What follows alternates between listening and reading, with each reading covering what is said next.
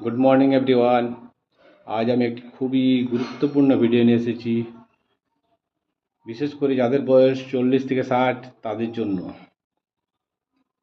21 থেকে 40 যাদের বয়স, তারাও আজ বেকারের স্বীকৃতি পেয়েছে।